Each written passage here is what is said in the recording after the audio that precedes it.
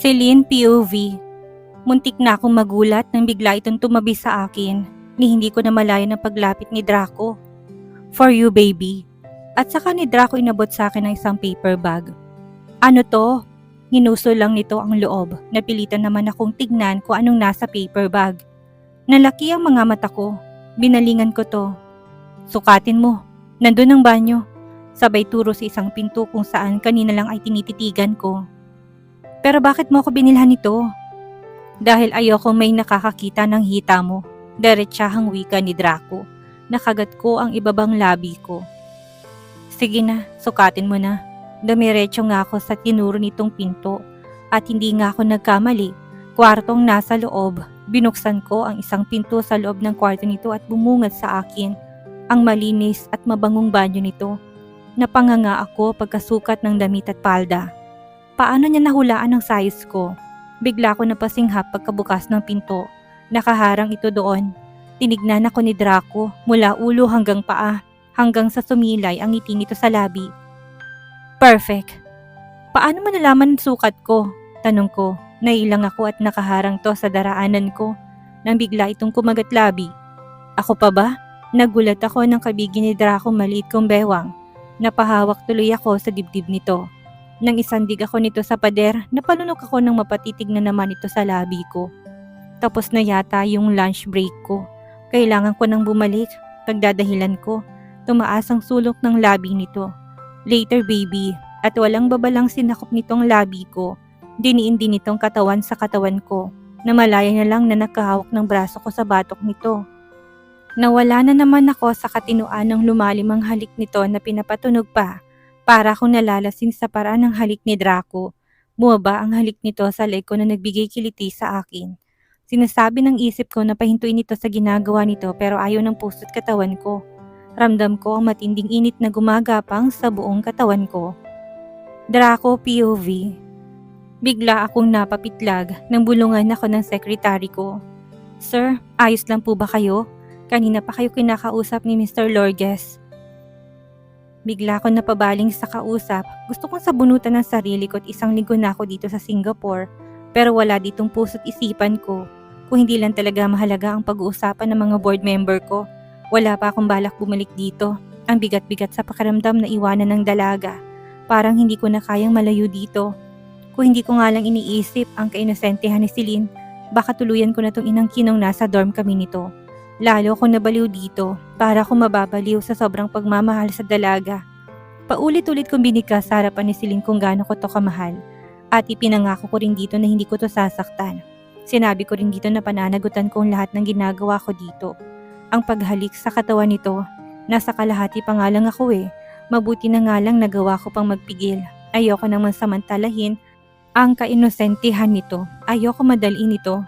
Gusto kong makuhang matamis nitong oo bago ko pasukin. Gustong-gusto ko na itong angkinin. Sa tuwing nakikita ko to, ang bilis kong uminit, panay lunok ng laway ata ko. Para ako naglalaway sa pagkaing bawal pang kainin. At ngayon ngang nandito na ako sa Singapore, hindi naman ako mapakali. Laging lutang ang isipan ko. Paano naman ako makakampante kung hindi ko matawagan ng babaeng mahal ko? Nagtataka nga ako. Tinuruan ko naman to kung paano gamitin ang phone. Pero hindi ko to makontak. May takot sa puso ko na baka napagtanto ni Celine na hindi nito nagustuhan ng ginagawa ko dito. Wag naman sana. Ayon naman sa kinuha kong magbabantay sa dalaga, palagi naman daw itong pumapasok sa paaralan. Hindi na rin daw ito nilalapitan ng kahit na sinong kabinataan. At yun naman ang kinahinga ko ng maluwag. Gumawa ata ako ng paraan upang hindi ito malapitan ng kahit na sinong lalaki. I'm sorry, I'm not feeling well. Let's talk about it tomorrow. Wika ko sa mga to. Bali 6 na kataong nasa loob ng conference room. Napansin ko ang tinginan ng mga ito sa isa't isa. Marahil nagtataka ang mga to at ilang araw na rin akong nagkakaganito. Hanggang sa tumayo ng mga ito at isa-isang nagpaalam. May kailangan ka po ba sir? Malambing na tanong ng sekretary ko. Bahagyang gumalaw ang pangako. Umalis ka na muna sa harapan ko. Pansin ko pamumula ng mukha nito sa pagkapahiya. Pagkapasok sa loob ng opisina, sinubukan kong tawagan ulit ang number ni Celine. Napasabunot ako sabay buga ng hangin. What is wrong baby? Galit ka ba sa akin? Maayos naman kami nag-usap ni Celine bago ako umalis. Pinangako ko naman na kaagad akong babalik. Ilang beses ko pa yatang nilantakan ng labi nito. Gusto kong baunin yon bago ako tumungo dito. Lalo lang ako napapamahal dito dahil sa pagpapaubaya nito. Pero bakit hindi ko siya makontak? Gusto ko sanang itanong kay Manang kung nasaan ang dalaga, pero ayoko namang maghinala to. Bigla ko napatitig sa telepono. Bahala na. Ilang ring ang pinaghintay ko hanggang sa bigla na lang akong mapaupo ng tuwid na marinig ang malambing at nakakaakit nitong tinig. Baby, yung panghihina ko bigla na lang naglaho na parang bula. Baby, malambing at nangunguli lang sambit ko dito. Nakagat ko pang ibabang labi ko. Gustong gusto ko na tong makita, mayakap at mahagkan. Draco, napalunok ako. Parang may kung anong sumunod sa tiyan ko dahil sa boses ni Celine. Para yung nangungulila. Baby ko, I miss you so much. Bakit hindi kita matawagan? Galit ka ba sa akin? May nagawa ba ako mali ha, baby? Paglalambing ko. Sandali daw natahimik. Sorry, hindi ko kasi mahanap kung saan ko nailagay yung charger. Iniisip ko nga baka nalaglag ko. Dinadala ko kasi yun sa school. Ramdam kong nakagatlabi na naman ito para kung tanga na hinalikan ng telepono. Gusto kong iparamdam ditong pagmamahal ko. It's okay baby. Bibilhan na lang kita ulit. Akala ko talaga galit ka sa akin. Alam mo bang hindi ako makatulog gabi-gabi sa kakaisip sa'yo? Nag-aalala ko sa'yo. Sorry na po, huwag mo kong isipin. Okay lang naman ako. At saka hindi ako galit. Napabitaw ako ng buntong hininga. Ang lakas ng tama ko sa dalagang ito. Ang lakas ng tibok ng puso ko. Parang hinahalukay ang tiyan ko sa kilig na nararamdaman ko. Sobrang miss na kita baby ko. Hintayin mo ko ha. Next week, pauwi na rin naman ako. Lihim akong napangiti. Hindi yata lingit sa akin ang kaarawan nito next week. Kaya hindi pwedeng hindi ako makauwi. Hindi naman ako aalis eh. Napangiti ako sa sagot ni Celine. Ramdam kong nakangiti rin ito. Tama nga naman ito. Kung makapagsabi akong hihintayin, akala mo naman aalis to ng mansyon. Mahal kita, baby ko. Mahal na mahal. Paglalambing ko, nang bigla ko matigilan nang biglang maputol ang kabilang linya. Sino kayang istorbong dumating? Pero bigla rin ako napangiti. Excited ako sa kaarawan nito. She's 21. Ang sarap na nitong sungkitin. May chance kayang makuha kong matamis nitong oo sa mismong kaarawan nito? Parang may kung anong pumintig sa katawan ko. Lumipas pang mga araw na natili ako dito sa Singapore. Sinigurado ko matatapos kong lahat na kailangang gawin bago ko bumalik ng Pilipinas. Sir, may meeting po kayo. Reschedule tomorrow. I have something important to do today. Pansin ko paglunok nito, hindi naman yata tumanhid para hindi nito maramdaman na walang epekto sa akin ang pang-akit nito. Simula yata na matikman ako nito, halos sumubad na ito sa harapan ko dahil sa paraan ng pananabik nito. Sadyang pinapatungan lang nito ng blazer kapag nasa conference meeting. Dumiretso ako ng mall, pansin ko mga nakangiting sales lady. Hi sir, what can I do for you? I need an expensive necklace and watch. Kagad itong tumalima. Ilang minuto lang na bumalik ito na bitbit ang ilang mamahaling kwintas at relo. This is our bestseller.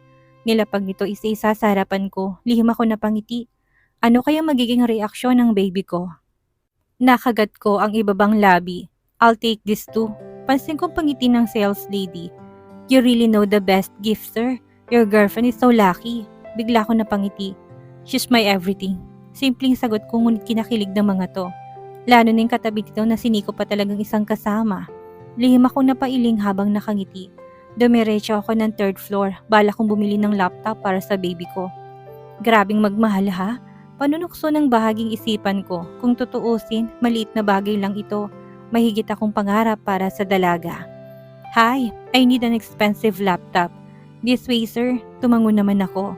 Pansin ko kung gaano humangang mga kababaihang nakatingin sa akin. Kung tutuusin, kaya kong ipag-utos to sa sekretary ko. Pero special ang bagay na to para sa akin. Gusto kong ako mismong nakakita at bibili ng mga bagay na ireregalo ko sa baby ko. Nakaagaw pansin sa akin ng kulay pink na laptop. At dahil babaeng-babaeng baby ko, tsak na magugustuhan niya ito. I'll take this one. Maagap naman itong tumalima. Maayos itong binalot ang laptop. Thank you. Para kung tanga na nakangiti habang bitbit ang mga regalong ibibigay ko sa baby ko. Kulang na lang lumipad ako para makauwi kaagad ng Pilipinas. Excited na ako makita ito. Ang totoo hindi ni Celine alam kung anong araw ako uuwi. Sinadya ko talaga para masurpresa to sa pag-uwi ko. Sa mga sumunod na araw, bagong araw ng uwi ko'y binilhan ko pa ito ng damit. Dress, shorts, pants, t-shirt, underwear at bra. Natawa pa ako sa sarili at kumuha ako ng ilang lingerie. Kulay red pa. Ngiting-ngiti tuloy ang sales lady na nag-a-assist sa akin. Binilan ko rin ito ng mga hygiene na gagamitin nito. Hanggat maaari gusto kong ako mismong bibili ng lahat na kakailanganin nito. Ganito ko to kamahal. She's my baby. Pagkarating ng kondo, napatitig ako sa mga paper bag na nakatambak sa sala ko. Paano ko kaya ito matatago pagkarating ng mansyon? Tsak na nakaabang na naman ang dalawang kambal. Bigla ko napabuga ng hangin. Ayokong tinatagong dalaga sa mga ito. Celine POV. Hoy Celine! Ha? Lutang na wika ko. Nakatayong dalawang kaibigan ko sa harapan ko. Okay ka lang ba? Mukhang wala ka sa sarili. Si Emily. Masama bang pakiramdam mo? Segunda naman ni Loida. Mabilis akong umiling. Tumayo na rin ako habang nililigpit ang mga gamit. Okay lang ako. May iniisip lang. Sino? May boyfriend ka na ba? Biglang sumilay ang ngiti sa labi ng dalawa. Ewan ko kung bakit ba. Bigla na lang uminit ang magkabilaan kong pisngi. Wala hindi ko nga naisip ang ganyang bagay. Sabay iwas ng tingin. Oh, hindi nga. Nanunuksong wika naman ni Loida. Promise, wala talaga. Tumawa naman ang mga to. Binibiro ka lang namin. Halata naman sa'yo Wika ni Emily, nakagat kong ibabang labi ko. Ang totoo, matanda ako sa mga ito, pero nagmumukha akong bata dahil na rin sa paraan ng pagkilos at pananalita ko. Mga matured na kasi ang bawat gulawan ng mga to. Ganon din sa pag-iisip, para bang lahat ng bagay alam ng mga to. Kinuha nitong kamay ko. Kumain na tayo. Lihim ako nagpakawala ng buntong hininga. Ilang araw na akong wala sa sarili. Hindi ko kasi alam kung uuwi ang lalaking yun ngayong linggo, tulad ng pinangako ni Draco sa akin. Hindi ko maintindihan kung bakit gusto ko nandito sa araw ng birthday ko. Pero hindi ko nabanggit dito na kaarawan ko ngayon. Hindi na kasi ito tumawag pa sa telepono nitong nakalipas na araw. Hindi ko maintindihan kung bakit labis ako nalulungkot at nangihina. Pakiramdam ko hindi kompletong araw ko kapag wala ito. Lalo na ngayong birthday ko. Kung meron mang tao na gusto kong makasama sa araw na to, yun ay si Draco. Isang buntong hininga ang pinakawalan ko. Tulad ng dati, mag-order ako ng pagkain hindi binabayaran. Yun ay dahil sa lalaking yun. Ang sabi na may-ari ng kantin, bayad na raw ang lahat ng kakainin ko. Laking gulat ko nga nang sabihin nito kung anong pangalan ng taong nagbabayad na mga kinakain ko. Walang iba ko hindi si Draco. Lalo tuloy nitong pinapatibok ang puso ko. Isang kaldereta at isang kanin ang hiningi ko. Kuminsan nga nahihiya na ako at baka magastusan ng sobra ang lalaking yon dahil sa kinakain ko. Pati ba naman kasi dessert meron pa. Bayad na raw yon kaya wala akong choice kung hindi tanggapin. Bala ko nga itong kumprontahin pagbalik nito. Nakakahiya at may pera namang ibinibigay sa akin ng mommy nito. Tinupad nitong pangakong wala akong gagastusin sa pag-aaral kahit nga sa pagkain ko. Ang kaso, sumingit pa rin ang lalaking yon. Hindi ko pa kasi nasasabi dito na may binibigay ang ina nito na pera sa akin para panggasto sa loob ng school. Ayoko namang isipin nito na pinagsasamantalahan ko ang kabaitan ng mga ito sa akin. Hindi ko magagawa yun kahit na laking mahirap ako, laking pulubi, hindi ko ugaling manloko ng tao. Ang swerte mo talaga sa amo mo, Celine, pinapag-aral ka. Simpleng ngiti naman ang binigay ko sa mga to. Masaya ako na silang natagpuan ko bilang kaibigan. Kahit na sinabi ko sa mga to, isa lamang akong kasambahay at pinagpag-aral lamang hindi nila ako nilayuan. Hindi kasi lingid sa akin na galing sila sa mayayamang pamilya. Kaya laking pasalamat ko at hindi sila nagbago sa akin. Oo nga, bihira na lang yan sa panahon ngayon, si Loida. Kaya malaki ang pasalamat ko sa kanila. Nagsimula na rin akong kumain. Tumangu-tango naman ang mga ito. Pero in fairness hindi halata sa'yo na anak ka na isang mahirap. Ang ganda ng kutis mo. Makinis ka at maputi. Ang ganda-ganda mo rin, paghangang wika ni Emily. True. Kung pagmamasdan, mas mukha pa siyang mayaman sa atin palatak ni Loida. Biglang namula ang mukha ko. Hala, hindi naman, baka pinaglihi lang ako sa labanos, katuwiran ko. Akmang magsasalita ang mga ito nang bigla kaming matigilan. Happy birthday sa'yo, Miss Celine. Napaawang ang labi ko sa pagkagulat, ganun din ang mga kaibigan ko. Hindi ko kasi nabanggit sa mga to na kaarawan ko ngayon. Nakahilerang mga katulong sa kantin habang hawak na may-ari ang cake na may candle pa sa gitna. Nakalagay pa talaga doon kung ilang taon na ako. Namulang buong mukha ko na magsimula silang umawit ng happy birthday. Nakisabay na rin ng mga kaibigan ko na tuwang-tuwa. Ang lalong kinapula ng mukha ko at sumabay na rin ng mga estudyanteng kumakain ng mga oras na yon. Nanlaki ang mata ko nang may iabot sa akin na bulaklak. Ang laki noon at napakaganda. Pure white na may design sa bawat gilid. Ganon din sa gitna ng bulaklak. Blow the candle! Doon ako napakurap kahit hindi ko alam kung sino nagpadala. Sumunod na rin ako sa gusto ng mga ito. Wish ka na muna, singit ni Emily. Pumikit naman ako at nagpasalamat sa ama. Hanggang sa nagsipagtahimik ang buong paligid nang bigla akong mapaluha. Bigla ako napayuko upang itagong pag-iyak ko. Hindi ko naiwasang mapahikbi. Masaya at malungkot ang nararamdaman ko ng mga oras na yon. Masaya dahil may mga taong nagbibigay ng ganitong kasayahan sa akin. May mga taong kaya kong tanggapin at mahalin. Masaya dahil dumating ako sa ganitong punto ng buhay ko. Nakala ko buong buhay na ako magiging pulubi. Masaya dahil ipinakita sa akin ng ama na habang nabubuhay ang isang tao, may pag-asa pa. May pag-asang magbago ang takbo ng buhay ng isang tao. Malungkot naman dahil wala sa tabi ko mga taong dapat unang-unang magpapasaya sa akin. Ang pamilya ko. Malungkot dahil hindi ko sila kilala. Hindi ko kilala kung ano ba talagang tunay na pagkatao ko. Kung talaga bang mahirap lamang ako. Napapaisip din kasi ako kuminsan sa mga pinagsasabi ng mga tao na sa paligid ko na mukha akong mayaman. Hindi ko rin kasi nakakalimutan ng minsan ang panaginip ko na mapasigaw ako ng mommy. I'm sorry, sobra lang ako masaya. Wika ko sa mga to. At pilit na ngumiti. I blow the candle at doon ko narinig ang malakas na palakpakan at pagbati.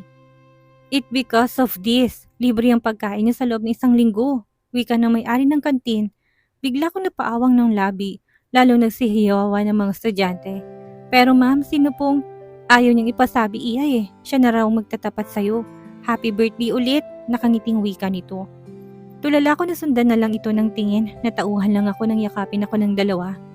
Gosh, birthday mo pala ngayon, bakit hindi mo sinabi sa amin? Pansin kong pagtatampo sa mukha ng mga to. Sorry, nahiyaring kasi ako Sabay kagat ng ibabang labi. Ano ka ba? Bakit ka mahihiya? You deserve to celebrate your birthday. Si Loida, nahihiyangit niyang pinakawalan ko hanggang sa mapatitig ako sa cake na halatang mamahalin. Gosh, this is my favorite cake, bulalas ni Emily. Me too, natawa ko ng bahagya. Sige na, i-share niyo sa iba, sabay silang napatitig sa akin. Hindi mo gusto? Si Emily. Gusto, pero konti lang. Hindi ba birthday ko? Dapat nagpapakain ako. At yan lang ang kaya kong ibigay sa kanila, bulong ko. Sabay silang napahagikik. Hayaan mo, babawi kami sa'yo, si Loida. Natawa ko na dukutin ng daliri nitong chocolates na nasa gitna ng cake. Tinampal naman to ni Emily. Habang abalang dalawa sa pagbibigay ng cake, ako naman itong natulala habang nakaupo. Sino kayo nagbigay? Bakit ayaw niya magpakilala? Kumabog ang dibdib ko sa isiping si Draco nagbigay noon. Pero kaagad ko rin iwinaksi. Hindi nito alam ang birthday ko. Hindi kaya isa sa mga binata nagpapapansin sa akin. Biglang kumibot ang labi ko. Salamat pa rin sa taong yon. Pinasaya niya kahit na papanong kaarawan ko. Pero mas masaya ako kung si Draco nagbigay. Bigla kong napayuko na maramdaman ang pamumula ng mukha ko. Hindi ko may tatangging mahal ko ng lalaking yon. Hindi ko alam kung paano nangyari pero sigurado ko sa nararamdaman ko para dito. Nagpaubaya ako ng hawakan ni Draco ang katawan ko. Hindi lang hawak. Sino kayo nagbigay nito sa'yo, si Lynn? Sabay numupo ang dalawa. Hindi ko rin alam Huwag naman sanang Rolando na yon. Baka maisuka ko pa to. Sabay ngiwi ni Emily. Napahagikik naman si Loida. Hindi naman ang hiniling ko. Huwag naman sanang lalaking yon. Nang mapatitig ako sa bouquet, napakaganda nito. Kailangan ko pang dalahin to sa mansyon? Pero baka nung isipin nila Ma'am Alicia. Lalo ng dalawang kambal. Baka isipin ng mga to, naglalandi na ako. Bigla ko napabuntong hininga. Sayang din naman kasi ito. Sobrang ganda pa naman. Ngayon lang din ako nakatanggap ng bulaklak. Laking pasalamat ko at walang katao-tao sa mansyon. Nagmamadali akong tumulong sa kwarto namin ni Nanay Len. Maluwang ang ngiti ko habang pinagmamasdan ng bulaklak. Hindi ko kasi natiis na hindi ito dalahin. Mahilig pa naman ako sa mga bulaklak. At dahil ramdam ko ng gutom sa sikmura ko, kaagad din akong tumungo sa kusina para magmeryenda. Pagkabukas ng pinto ng kusina ay siyang pagkasinghap ko sa gulat. Happy birthday, Celine! Sabay-sabay ng mga ito. Hawak-hawak ni Nanay Len ang malaking cake. May mga ilang pagkain din na nakahain sa ibabaw ng lamesa. Bigla ko nakagat ng marin ang ibabang labi ko ng mga tal iyon. Ngunit sa huli, tumulo pa rin ang luha sa mga mata ko. Pansin ko ibinigay ni Nanay Len ng cake kay Ate Lester. Mabilis ako nitong nilapitan sa kaniyakap. Lalo tuloy ako napaiyak. Bakit umiiyak ang birthday girl namin? Hindi ba dapat masaya lang? Pang-alo nito sa akin. Kinaplos-aplos pa nito ang likod ko. Malakas ang loob kong umiyak dito dahil alam nito kung saan ako nagmula. Alam kong ramdam nito kung bakit ako umiiyak. Tears of joy yan, Nanay Len, si Ella. Mabagal akong kumala sa pagkakayakap dito. Salamat po sa inyo. Hindi ko po ito inaasahan. Lalong dumaloy ang luha sa mga mata ko. Pati tuloy ako naiyak na rin. Biglang wika ni Nanay Maria. Bigla ako natawa ng mahina nang makitang napapaiyak ng mga to. Sorry po. O siya, blow na muna yung candle anak. Wika ni Nanay Len. Pansin ko panunubig ng mga mata nito. Pumikit ako at nag-wish ulit. Kung anong hiniling ko noong una, ganun din ang hiniling ko ngayon. Nagsipalakpakan naman ang mga ito. Isa-isang yumakap sa akin at bumati. Nanlaki ang mga mata ko na may kanya-kanya silang regalo. Hala, nagabala pa po kayo, nahiyang wika ko. Maliit na bagay lang yan, iha. Buksan mo na. Excited na wika ni Nanay Dina. Habang binubuksan ko pa isa-isang regalo ng mga to, naisipan ko namang itanong kay Nanay Len kung alam ba ito ni Ma'am Janine. Baka kasi biglang tumungo yun dito at ganitong matagpuan. Oo anak, masaya pa nga siya sa nalaman. Parang gustong lumukso ng puso ko sa kabaitan ni Ma'am Janine. Hanggang sa isa-isa na nagsikuhan ng pinggan para kumain. Hindi ko mailarawan kung gaano ko kasaya ng mga oras na yun. Para na ring pamilyang turingan ng bawat isa dito sa mansyon. Walang nang-aapi at walang inggitang namumuo. Masasabi kong lahat ng kasambahay ay kasundo ko. Para pang ang tinuturing nila akong prinsesa. Yun ay dahil sa ganda at kutis ko. Ang hinihin ko rin daw kumilos kahit na sa paraan ng pananalita. Ang layo ko raw para maging isang katulong. Masaya kaming nagkwekwentuhan ng tawagin ako ni Nanay Len sa isang tabi. Tapos na rin naman akong kumain nun. Bakit po, Nay? Nagtaka ko nang titigan ako nito. Ngunit kagad din tong humiti. Nakalimutan ko kasi yung panlinis sa loob ng banyo ng Sir Draco mo. Okay lang ba na ikaw ang kumuha? Opo, Nay. Ako na pong bahala. Wika ko sabay ngiti.